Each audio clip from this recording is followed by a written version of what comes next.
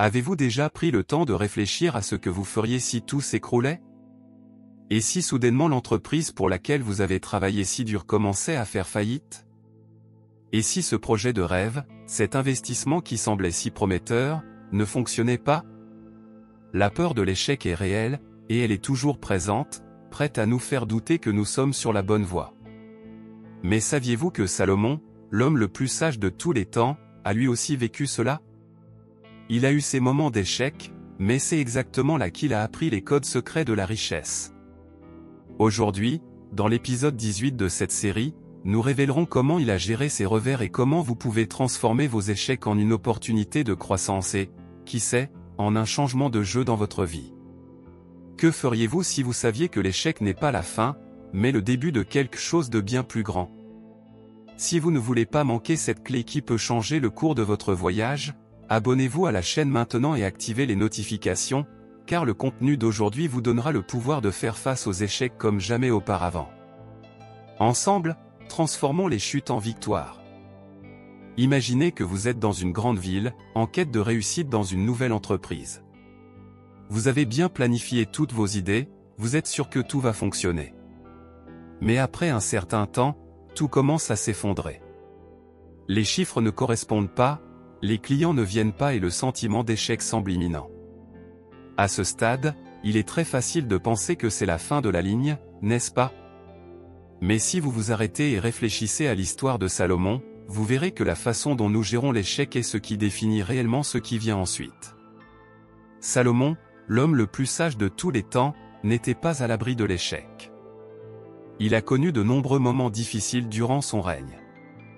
Il a dû prendre des décisions difficiles, a investi dans des projets qui n'ont pas fonctionné et a même dû faire face à des pertes importantes. Mais au lieu de voir ces moments comme des défaites permanentes, il les a vus comme une opportunité d'apprentissage. Dans l'une de ses maximes les plus connues, il dit « Car un juste peut tomber 7 fois et se relever ». Cette phrase ne parle pas seulement de tomber, mais de se relever. Pour lui, l'échec n'a jamais été un obstacle, mais une opportunité de grandir, de s'améliorer et d'affiner ses actions. Imaginez que vous êtes lui, assis dans le palais après une erreur. Au lieu de vous complaire dans la déception, vous regardez l'erreur et vous pensez « Que puis-je apprendre de cela ?» C'est exactement ce que Salomon a fait. Il a utilisé les erreurs comme un outil pour acquérir plus de sagesse. Peu importe la force du coup, ce qui comptait, c'était la leçon qu'il en tirait. Ce type d'état d'esprit était l'un des piliers de sa grande sagesse. Il savait que l'échec, aussi douloureux soit-il sur le moment, ne définit pas qui nous sommes. Ce qui nous définit, c'est notre capacité à apprendre et à avancer plus intelligemment. Et voici la véritable clé, en acceptant que l'échec fait partie du processus et en comprenant que ce n'est qu'un moment et non la fin, la façon dont nous le gérons change complètement. Si Salomon s'était laissé décourager par chacune de ses erreurs, il n'aurait peut-être jamais atteint la sagesse et le succès qui ont fait de lui une légende. L'échec n'est donc qu'une phase nécessaire que tout le monde traverse pour atteindre quelque chose de plus grand. Ce n'est pas la fin, mais ce qui précède le succès. Salomon avait une vision très claire et profonde de l'échec. Pour lui, l'échec n'était pas synonyme de défaite définitive, mais plutôt une partie naturelle du processus de croissance et d'apprentissage. Dans Proverbe 24h16, il nous dit « Car le juste peut tomber 7 fois et se relever ». Cette phrase est le reflet de la mentalité qu'il défendait, l'échec n'est pas quelque chose qui définit la fin, mais quelque chose qui arrive à tout le monde, y compris aux plus sages et aux plus justes. Ce qui compte vraiment, selon Salomon, n'est pas le nombre de fois où vous tombez, mais votre capacité à vous relever et à avancer. Cette vision est fondamentale pour ceux qui recherchent la véritable richesse et la sagesse. Salomon savait que personne n'était à l'abri des défis.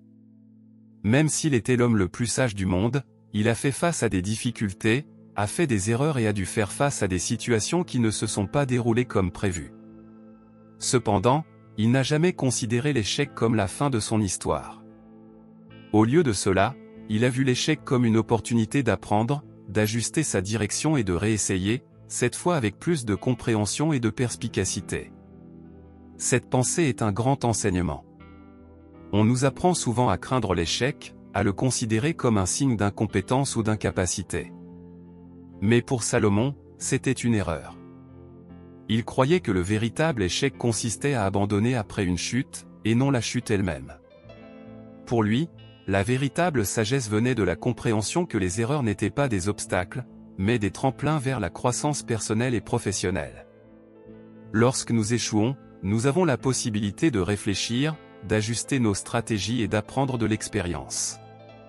En pratique, cela signifie qu'au lieu de nous attarder sur l'échec et de le laisser nous définir, nous devrions utiliser ces moments pour nous demander « Que puis-je apprendre de cela ? Comment puis-je faire mieux la prochaine fois ?» Au lieu de considérer l'échec comme une marque indélébile, nous pouvons l'utiliser comme une opportunité de devenir plus fort et mieux préparé. Salomon savait que la vraie sagesse ne vient pas d'une vie sans échec, mais d'une vie vécue avec courage, réflexion et une volonté de grandir à partir de chaque expérience, bonne ou mauvaise.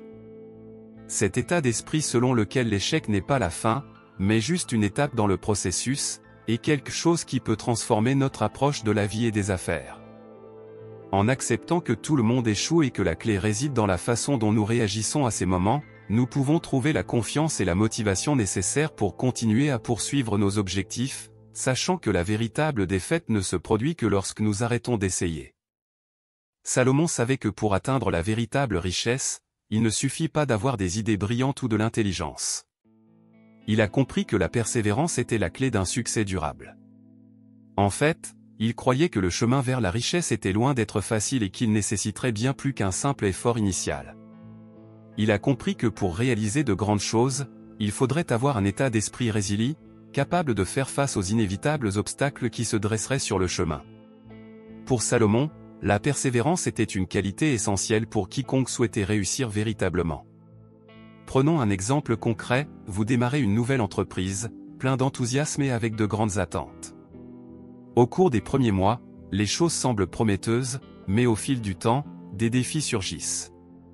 Les ventes n'augmentent pas aussi vite que vous le pensiez, les stratégies marketing n'ont pas l'impact souhaité et vous avez l'impression que le monde vous teste. À ce stade, l'envie d'abandonner peut être très forte. Le doute surgit et la question que beaucoup se posaient, est-ce que je fais la bonne chose ? Dois-je continuer ou changer de direction ? C'est exactement là que la persévérance entre en jeu. Salomon, dans ses enseignements, a souligné que lorsque le chemin devient difficile, c'est là que la vraie sagesse apparaît. Ce n'est pas quand les choses vont bien, mais quand nous sommes confrontés à des difficultés que nous devons avoir la force de continuer. Il savait que construire quelque chose de grand et de durable ne nécessite pas seulement du talent ou de la chance, mais aussi une grande dose de résilience. Dans Proverbe 13h4, il est écrit « Le paresseux désire et n'a rien, mais l'âme des diligents sera rassasiée ». Cette phrase nous enseigne que la persévérance est ce qui sépare ceux qui atteignent réellement leurs objectifs de ceux qui en rêvent simplement.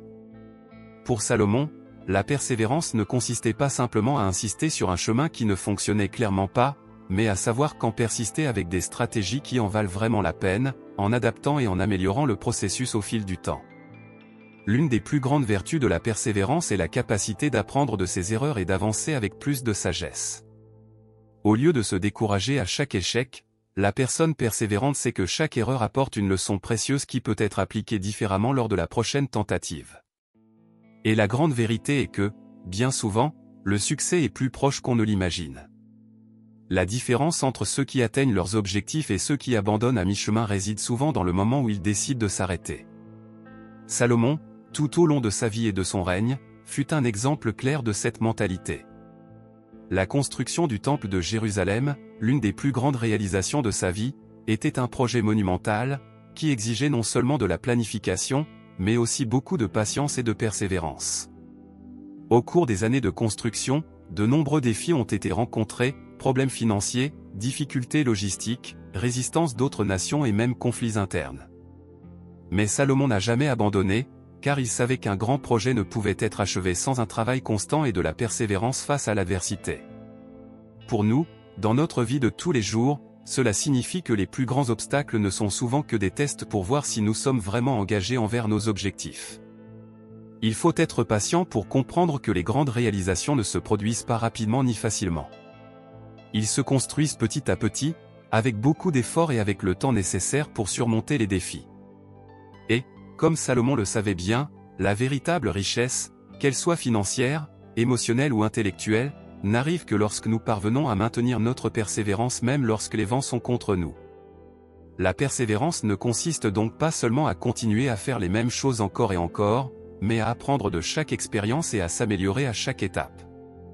Il s'agit de ne pas abandonner à la première difficulté, mais d'utiliser chaque échec comme carburant pour le succès futur. Et en fin de compte, c'est la capacité à persister qui distingue véritablement ceux qui atteignent leurs objectifs de ceux qui abandonnent en cours de route.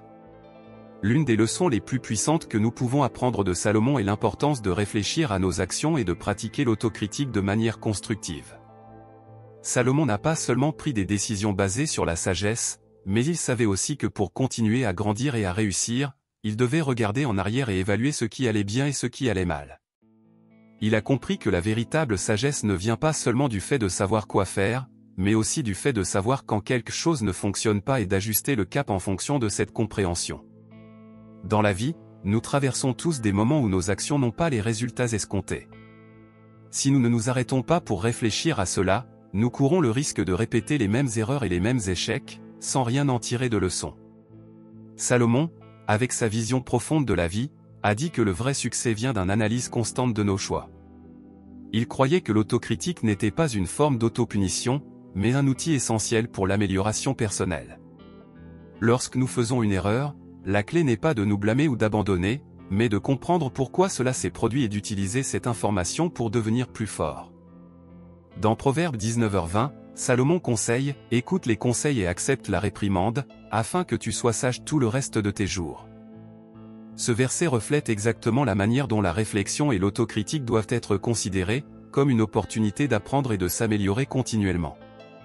Salomon savait que les échecs sont inévitables, mais la façon dont nous y réagissons détermine notre croissance. Lorsque nous regardons en arrière sur un échec, il est essentiel de nous demander « Que puis-je apprendre de cet échec ? Comment puis-je agir différemment la prochaine fois ?» La réflexion doit donc être une habitude constante, pas seulement lorsque les choses tournent mal. Lorsque les choses vont bien, il est facile de se sentir satisfait et d'avoir le sentiment d'être sur la bonne voie, mais la réflexion nous permet d'améliorer même les stratégies qui fonctionnent déjà. Salomon a compris que le succès n'est pas quelque chose de statique et que, par conséquent, les bonnes pratiques doivent être continuellement évaluées pour garantir que nous avançons toujours dans la bonne direction. Ce processus d'autocritique implique également d'être honnête avec soi-même. Il est souvent plus facile de blâmer des facteurs externes, tels que le marché ou les circonstances, que de reconnaître que nos propres actions, ou leur absence, ont joué un rôle dans le résultat. Salomon nous enseigne cependant que nous devons regarder à l'intérieur, évaluer nos propres choix et actions, et assumer la responsabilité de ce qui s'est passé. Cela ne signifie pas vous charger de culpabilité, mais simplement être honnête et prêt à apprendre. L'autocritique, lorsqu'elle est pratiquée de manière saine, renforce notre résilience. Cela nous permet de corriger le cap lorsque cela est nécessaire, nous évitant ainsi de commettre les mêmes erreurs encore et encore. Lorsque nous pratiquons cette réflexion constante, nous commençons à réaliser que chaque erreur n'est qu'un pas vers le succès, à condition de savoir utiliser ce que nous apprenons pour nous améliorer. En fin de compte, ce que Salomon nous enseigne, c'est que l'échec n'est pas quelque chose à craindre, mais plutôt quelque chose qui, si on y réfléchit correctement, peut nous conduire à une sagesse bien plus grande. Au lieu d'ignorer ou de cacher nos erreurs, nous devrions les affronter avec courage, en tirer des leçons et ainsi devenir de plus en plus sages et capables de prendre de meilleures décisions à l'avenir. L'une des plus grandes leçons que Salomon nous a laissées est que lorsque nous sommes confrontés à un échec, ce n'est pas une fin en soi, mais une occasion de réévaluer nos stratégies et nos approches. Salomon savait que, souvent, l'erreur ne résidait pas dans l'objectif final, mais dans le chemin que l'on choisissait pour y arriver. Lorsque les choses ne se passent pas comme prévu, il est essentiel de prendre du recul, de réfléchir à ce qui s'est mal passé et d'ajuster votre plan.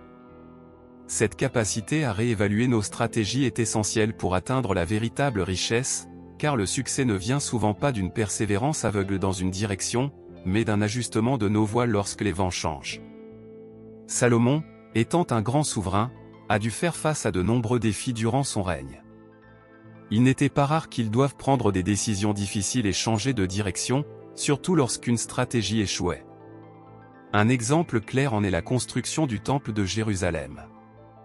Le projet était monumental et, tout au long de son exécution, plusieurs ajustements ont dû être effectués, depuis l'approvisionnement en matériaux jusqu'à la gestion des personnes impliquées. Salomon a compris que lorsqu'il s'agissait de grands projets, il ne suffisait pas d'avoir un bon plan initial, il fallait être prêt à réévaluer, adapter et améliorer constamment. Dans la vie de tous les jours, cela s'applique directement à chacun d'entre nous. Lorsque nous commençons quelque chose de nouveau, qu'il s'agisse d'une entreprise, d'un investissement ou même d'un changement personnel, nous avons généralement une idée claire de la manière dont les choses devraient se passer. Cependant, la réalité nous surprend souvent et nous apporte des obstacles imprévus.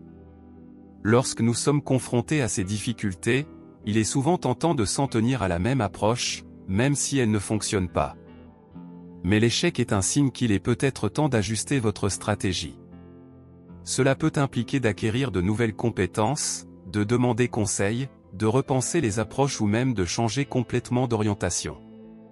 Salomon a compris que la clé du succès était d'apprendre de ce qui n'allait pas et d'utiliser cette sagesse pour s'améliorer.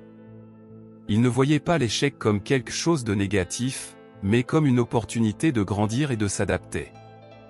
Au lieu de s'accrocher à l'orgueil et d'insister sur des méthodes qui ne fonctionnaient pas, il était flexible et ouvert au changement, ce qui lui a permis de prendre de meilleures décisions à l'avenir.